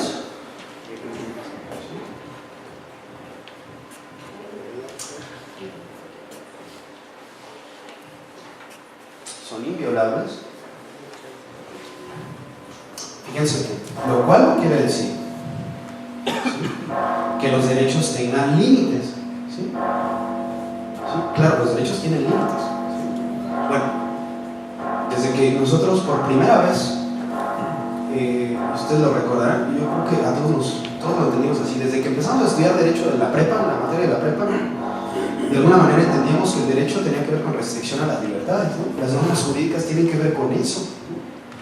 Y los derechos humanos son normas jurídicas. Entonces, sí, claro, los derechos humanos tienen límites en cuanto a su ejercicio. Y eso no está relacionado, digamos, con esta idea de inviolabilidad, ¿no? Los derechos humanos son universales. Y fíjense, esto es muy importante también decirlo, porque es una característica que históricamente se ha ganado, yo diría, en un momento emblemático que tiene que ver con el término de la Segunda Guerra Mundial, ¿sí?, y con la redacción de la primera Carta Internacional de Derechos, que es la Declaración Universal de los Derechos Humanos de 1948, que si no la han leído, pues nunca es tarde, ¿no? Digamos que les sugiero que ahora mismo, llegando a sus casas, yo sé que van a llegar con unas ganas impresionantes de estudiar cosas de derechos humanos, ¿no? Así con unas ansias y una curiosidad. Lean la Declaración Universal, son 30 articulitos. Y es un documento muy importante, es el documento jurídico tal vez más famoso en el mundo, el más traducido, el más mencionado, tal vez el más aceptado en esta materia, porque es la primera vez que la mayoría de las naciones del mundo se ponen de acuerdo, ¿sí?, en cuáles son los derechos humanos. Por eso es tan importante. Y aquí, por supuesto, llega entonces el tema de la universalidad de los derechos humanos. Los derechos humanos, entonces, como son derechos, ¿sí?, también se corresponden a un concepto cultural, ¿sí? El derecho, salvo su mejor opinión, antes que nada, es un producto de la cultura, ¿sí?, es un producto cultural, ¿sí? Es decir, el derecho, las normas jurídicas, un sistema jurídico determinado, está referido a la expresión cultural que lo determina, ¿sí? Entonces, ¿qué quiere decir que los derechos humanos sean universales? Fíjense bien, no quiere decir, estrictamente hablando, ¿sí?, que el contenido de los derechos sea idéntico en todos los sistemas jurídicos del mundo, ¿sí? No quiere decir eso. Repito, que el contenido, estrictamente hablando, de los derechos sea idéntico en todos los sistemas jurídicos del mundo. Porque todos los sistemas jurídicos del mundo, decíamos, bueno, se corresponden con una expresión cultural determinada, ¿sí? Entonces, miren, podríamos entender los derechos así, en un diagrama como este, donde existe, y esto lo han desarrollado bien, sobre todo los juristas italianos, donde existe un núcleo central. No sé si lo habrán escuchado, pero hay autores que se refieren, por ejemplo, a un coto vedado, o a un núcleo central, o a un núcleo duro, ¿sí? ¿Sí? Imaginen que este es un derecho, ¿no? Es un diagrama, es una suma del derecho, ¿no? Y entonces, repito, los derechos humanos entonces tendrían, digamos, esta identificación con un núcleo central, o decía, como han señalado algunos autores, sobre todo italianos, un coto vedado o un núcleo duro. ¿Sí? ¿Qué es un núcleo duro? ¿Qué es un coto vedado? Porque no se toca, ¿sí? ¿Sí? Porque no está sujeto a discusión, podríamos decir en términos generales. ¿Sí? Porque es reconocido, digamos, prácticamente en todos los sistemas jurídicos del mundo. ¿Sí? Y hablemos, por ejemplo, del derecho a la vida. ¿Sí? ¿El derecho a la vida es un derecho humano? Sí. ¿Sí, no? El derecho a la vida es un derecho humano reconocido en los sistemas, digamos, democráticos en el mundo. ¿Sí? Sin embargo, los derechos también tienen un halo de incertidumbre. Ese halo de incertidumbre, ¿sí?, que es todo lo demás,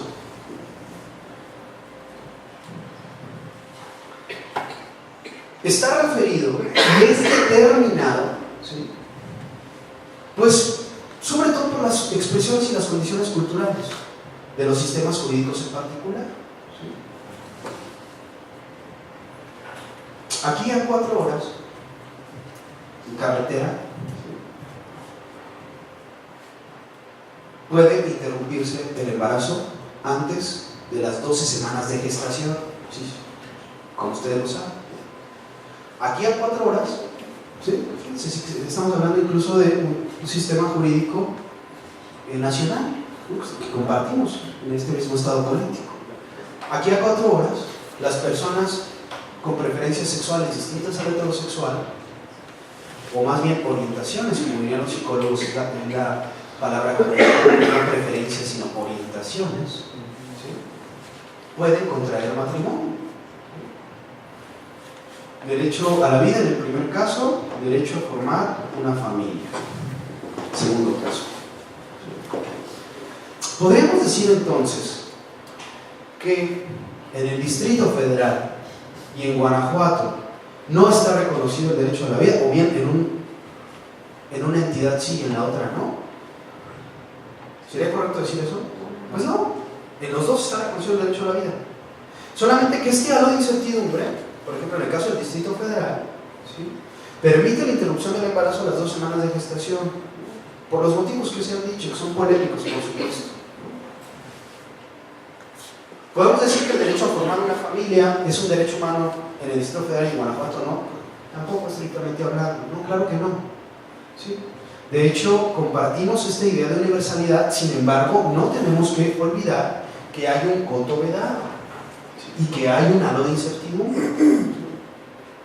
Porque los derechos humanos finalmente tienen que ver con una expresión práctica, ¿sí?, tienen que ver con una expresión materializada de las aspiraciones y de los ideales que nosotros identificamos como dignidad, libertad e igualdad. ¿Sí? No sé si queda clara esta idea. La verdad es que la idea es decir que los derechos humanos, a pesar de que son universales, sí, no tendríamos que conceptualizarlos con contenidos idénticos en cada sistema jurídico. Porque finalmente además también pues, los derechos humanos pues, son construcciones de las personas, que somos los seres humanos, en sistemas jurídicos determinados. Entonces, sí podríamos decir, por ejemplo, si ustedes estudiaran en algún otro país esta materia, sí les podría decir que ustedes van a encontrar una base teórica común, ¿sí?, una base teórica que identificarían bien, ¿no? Yo tengo la fortuna de participar como profesor en el Instituto de Estudio de Investigación Jurídica de Nicaragua, y cuando preparamos los contenidos para los posgrados en Nicaragua, los preparamos con esta teoría de los derechos humanos. Digamos, no es una teoría distinta, ¿no?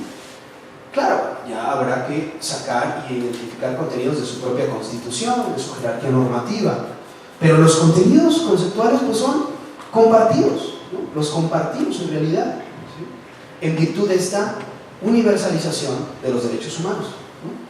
o mejor dicho, de esta internacionalización de los derechos humanos. Los derechos humanos también son integrales. ¿Sí? Y aquí voy a hacer un paréntesis porque la característica de integralidad la vamos a ver después, cuando hablemos de la clasificación didáctica de los derechos. Ya verán por qué. Y los derechos humanos, pues deben ser efectivos, ¿no? Digamos, sí, yo sé que es una característica a lo mejor deseable, ¿no? Deseable, ¿no? Porque si no, los derechos humanos son, como se decía mucho, sobre todo en los años posteriores a 1948, si no, los derechos humanos son únicamente derechos de papel. ¿Sí? Sí, efectivamente, ¿no? Si los derechos humanos no son efectivos, entonces sí, nada más son aspiraciones, nada más son buenas intenciones, ¿no? Nada más. Y la verdad también hay que decirlo, hay muchos derechos, sobre todo los derechos que se corresponden con la clasificación de los derechos sociales, como el derecho a la vivienda, ¿no? Como el derecho a la alimentación, que en buena medida, claro, siguen siendo derechos de papel. ¿Sí? Derecho a una vivienda adecuada, ¿no? Por ejemplo. Piensen en nuestro caso mexicano, ¿no? Que vamos de mal en peor, ¿no? En cuanto a los índices de pobreza, por ejemplo, ¿no? En cuanto a la marginación, en cuanto al nivel de vida adecuado. Piensen en el caso mexicano. ¿Sí? Derecho humano a la alimentación, el derecho humano a la vivienda, ¿no? ¿Sí? Sí, los derechos sociales, sí, podríamos decir, entonces sí, probablemente siguen inscribiéndose en esta conceptualización que dicen algunos autores como derechos de papel, pero bueno, es una construcción, por supuesto, en la que estamos ahora mismo. ¿Significan lo mismo derechos humanos y garantías individuales? ¿No? Que es una de las preguntas que nos hacía un compañero, y que también desarrolla Ricardo Guastín, por ejemplo, sí. Decían, esta parte de la conceptualización de las garantías individuales, antes del 2011, decían, creo que con mucho tino, algunos constitucionalistas, ni son garantías, ni son individuales, ¿sí? Son colectivas. ¿Sí? El primer capítulo de la Constitución incorpora derechos individuales, pero también incorpora derechos colectivos. Claro, el término garantías individuales,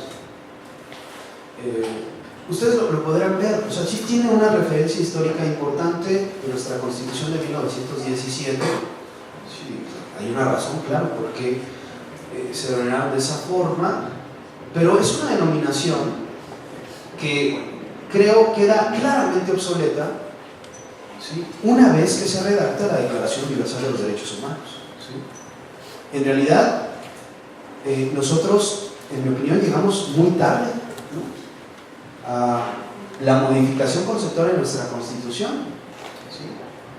De las garantías individuales a los derechos humanos. ¿Sí? ¿Qué podríamos decir al día de hoy de esta pregunta? Para empezar, garantías individuales ya es un término que ha quedado en la historia. ¿Sí? Digamos, ya no es una noción que considero deberíamos utilizar. Técnica, y bueno, los abogados que somos tan quisquillosos con los términos, ¿no? Todavía más, yo diría, ¿no? Tenemos que hablar técnicamente con todas sus letras ahora de derechos humanos. ¿Sí? Pero, ¿por qué decíamos que no solamente es una cuestión formal, sino es una cuestión de fondo? Claro, porque los derechos humanos, la noción de derechos humanos, tiene un discurso jurídico, político y ético, ¿sí? Sostenido históricamente, que no necesariamente tenían las garantías individuales. Claro, las garantías individuales eran derechos, ¿sí? Claro, por supuesto. Y antes del 2011, así las interpretábamos también, ¿no? De acuerdo a la 133, los tratados de derechos humanos, la jerarquía normativa, claro. Pero la noción de derechos humanos es una noción, repito, que se corresponde con un discurso jurídico, político y ético muy preciso. ¿Sí? Históricamente hablando, lo vamos a ver, digamos, que en el que tenemos muy bien una construcción histórica y un hilo conductor de lo que significan los derechos humanos. Es una noción más garantista. ¿Sí? es una noción más amplia, es una noción que adquiere, por supuesto, esta idea de internacionalización con toda la fuerza. ¿Se acuerdan ustedes cómo eran nuestros temarios antes? Bueno, la materia se llevaba a garantías individuales. ¿Ustedes recuerdan? La estructura del temario era, así lo veíamos, artículo 14, artículo 16, esos eran los temas. Artículo 14, artículo 16, ¿sí se acuerdan, no? Así era, así lo estudiábamos. Bueno, ahora los temarios deberían de decir, ¿no? Derechos humanos, 1, 2, 3. ¿Sí? A lo mejor, ya no garantía de audiencia, ¿no? Derecho de audiencia, ¿sí? Derecho a la seguridad jurídica, ¿sí? Artículo 14, artículo 16, sí, pero también Pacto Internacional de Derechos Civiles y Políticos, ¿no? Criterios de la jurisprudencia de la Corte Interamericana de Derechos Humanos.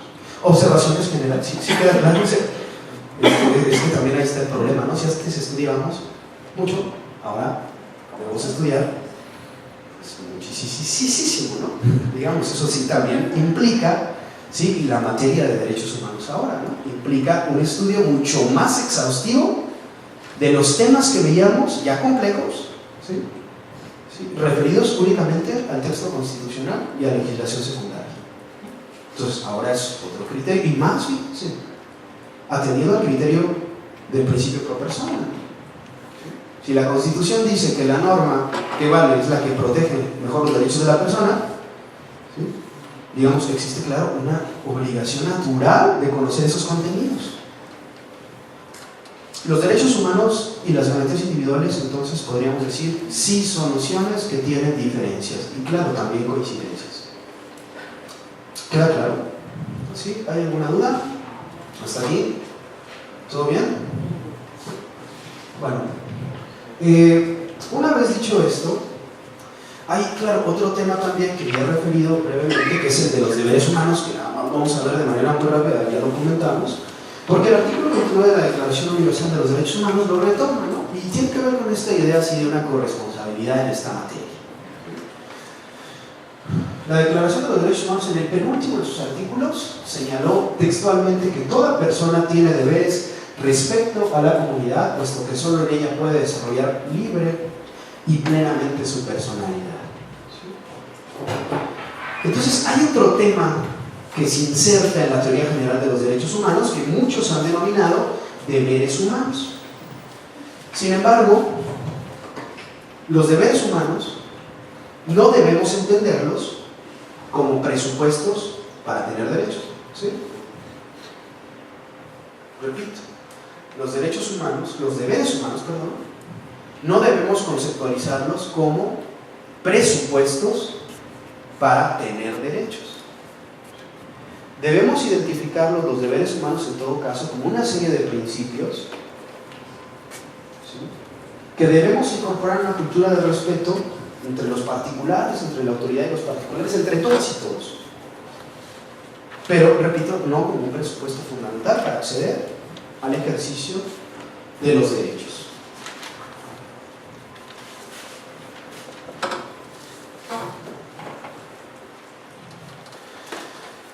¿Cuáles son los derechos humanos? Ya vimos qué son, cómo son. ¿Cuáles son los derechos humanos? Bueno, hay una clasificación, hay muchas clasificaciones en realidad, ¿no? Porque son clasificaciones teóricas, ¿no? Son clasificaciones doctrinarias en relación a cuáles son los derechos. Pero una reiterada es la que señala que hay derechos civiles y políticos, que hay derechos sociales, o en el lenguaje del derecho internacional de los derechos humanos, derechos económicos, sociales, culturales y ambientales, es decir, entendidos en sus siglas como ESCA, o derechos de los pueblos, como la solidaridad, como la paz, como la libre determinación, y podría haber incluso mucho más características, repito, porque es una posición teórica, doctrinal, para clasificar los derechos humanos. Pero es una clasificación, decimos, didáctica,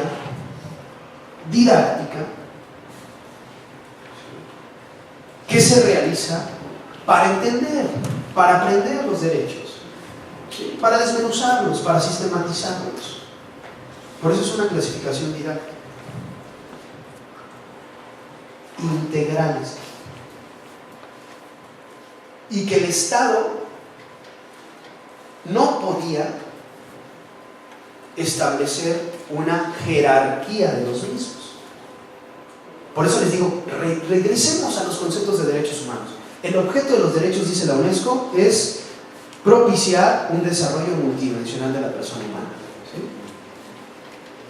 En el momento, compañeras y compañeros, en el que nosotros jerarquizamos derechos, ¿sí?, ya estamos rompiendo con el objeto. ¿Sí se dan cuenta por qué? ¿Sí se dan cuenta por qué?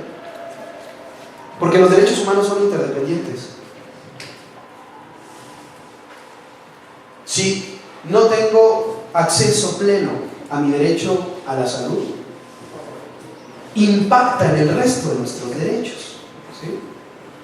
Y no tenemos y no cumplimos el objeto de los mismos. Por eso yo decía, no hay que confundir la inherencia del derecho con el ejercicio del mismo, ¿sí? Cuando yo pregunto cuál derecho es más importante que otro, estamos preguntándolo en el contexto de los derechos inherentes, ¿sí? La discusión antes del 2011, y eso pasaba mucho, y sigue pasando luego, ustedes lo podrán ver en los congresos, ¿no?, en las legislaturas, ¿no? Es un lugar común. Es que el derecho a la vida es más importante. Nosotros podríamos decir, es una discusión técnicamente equivocada, ¿no?, incorrecta. ¿Sí? Porque todos los derechos humanos son igual de importantes. Y porque los derechos humanos se interpretan de acuerdo al principio de integralidad. Los derechos humanos forman parte de un compendio único, integral. Por eso decimos, es una clasificación didáctica. Los derechos humanos únicamente se separan y se clasifican para estudiarlos. En realidad, los derechos humanos son integrales, ¿sí? Son integrales, son interdependientes. Si selecciona uno, selecciona los otros. Son indivisibles, no se parten, no se separan. Digo, no sé, así pasa, así somos, ¿no? Entonces, claro, no lo pensemos en relación directamente a las necesidades, ¿no? Pensémoslo en relación a la responsabilidad del Estado, ¿sí? Y ya cambia la noción, cambia la dimensión, ¿sí? ¿Sí? Pensémoslo de acuerdo a eso y a las condiciones mínimas para vivir con dignidad, ¿no? Con dignidad, ¿sí? Porque en ese sentido, bueno, como yo decía, no vengo a convencerlos de nada. En ese sentido creo que sí podríamos concluir pues que los derechos humanos no se jerarquizan, ¿sí? No son objeto de jerarquía, ¿no? Entonces las discusiones en las legislaturas estatales, no, es que la vida es más importante, porque son discusiones técnicamente erróneas, ¿sí? Técnicamente erróneas, ¿no? Y además ahora, bueno, antes nosotros construíamos este discurso desde la idea de decidir, ¿no? Bueno, de convencer respecto a la integralidad, convencer en el mejor sentido de la palabra. Ahora podríamos decir, y se lo decimos a la autoridad, no es si te parece o no te parece, es un principio constitucional de interpretación de los derechos humanos, es obligatorio, ¿sí? Es obligatorio, los derechos humanos no se jerarquizan. La interpretación de los derechos humanos, como ahora también podemos decir, es una interpretación constitucional, ¿sí? Esto es muy interesante desde el punto de vista técnico. La interpretación de los derechos humanos, fíjense lo que decimos, es una interpretación constitucional. Y la interpretación constitucional también es una interpretación política, ¿sí? Es una interpretación jurídica, pero también es una interpretación política. Pero política en el buen sentido de la palabra, no de los partidos políticos. No, política, ¿sí? Recordando, ¿sí?, lo que significa la polis, ¿no? Lo que significan los intereses de la comunidad, ¿no? Lo que es una interpretación política, y quien tenga mayor interés en esto, hay una discusión muy interesante entre Kelsen y Schmitt, ¿no?, respecto a esta idea, ¿no? Y hay un artículo que se llama El guardián de la Constitución, algo así, ¿no? Es una polémica entre Kelsen y Schmitt, ¿no? Entonces, respecto a tu pregunta, que me parece de lo más interesante en la aplicación práctica de los derechos, ¿sí?, podríamos decir, en este tipo de conflicto de intereses no hay una jerarquización, más bien hay una ponderación, que es un trabajo complicadísimo. Sí, también en términos prácticos, tampoco lo podríamos decir, aquí está la fórmula ya, no, es un trabajo bastante complejo, ¿sí? Bastante complejo. En el caso del Distrito Federal, de acuerdo a ese estudio de ponderación, la Comisión de Derechos Humanos determinó que efectivamente la manifestación estaba violentando, ¿sí? Digamos, el gobierno del Distrito Federal, al permitirla, ¿sí? Estaba violentando derechos de terceros, ¿no? Hizo un ejercicio de ponderación, ¿no? Claro, hubo quien estuvo a favor, pero finalmente la decisión me parece que fue buena en relación a su fundamentación, ¿no? Y eso pasaría en el tema que nos platicas de la transfusión de sangre, y eso pasaría en, por supuesto, el ejercicio de los derechos de las personas privadas de su libertad, en donde, fíjate, ahí el Estado, al ser omiso, viola derechos humanos, ¿no? Digamos, el Estado cómodamente puede decir, no, mejor a eso yo ni le entro. No le entras, los derechos humanos se violan por acción y por omisión. En el Estado Liberal de Derecho, en Francia en 1789, ¿sí? Con esa incorporación de esa declaración liberal, sí, la idea de los derechos humanos era una idea en la que el Estado más bien tenía que tener una suerte de abstención ante las relaciones particulares para no violentar derechos. Pero el complemento del Estado Social de Derecho, ¿sí? Bien identificado, por ejemplo, con constituciones como la de Weimar en Alemania o incluso la de Mexicana en 1917, es la conceptualización de un Estado que debe hacer, no solo dejar de hacer en materia de derechos humanos, ¿no? Porque si deja de hacer, también puede estar violentando derechos. Eso también es cierto. No sé si queda claro que los derechos humanos ya tienen una construcción histórica, ¿no? Y esa es una visión, fíjense, no necesariamente coincidente, por ejemplo, con el justnaturalismo, ¿no? Que diría, no son unos desde que, y son esos y nada más. No, es que la verdad es que es una construcción histórica. Bobbio, Pérez Luño, Ferrayó, todos estos autores ahora van más con esa idea, ¿no? ¿Sí? Es una construcción democrática, histórica, que atiende a determinadas necesidades. Como los derechos humanos ahora nos queda claro, pues son derechos, son normas jurídicas, pues son normas jurídicas que se actualizan, que cambian, que se complementan, ¿no? Que, sí, claro, que tienen las características que tiene cualquier norma jurídica, ¿no? Adicionadas con ciertos principios, ¿no? Que hemos comentado. Pero mañana seguimos, ¿sí? Mañana seguimos platicando a las 9 de la mañana, ¿verdad? Sí,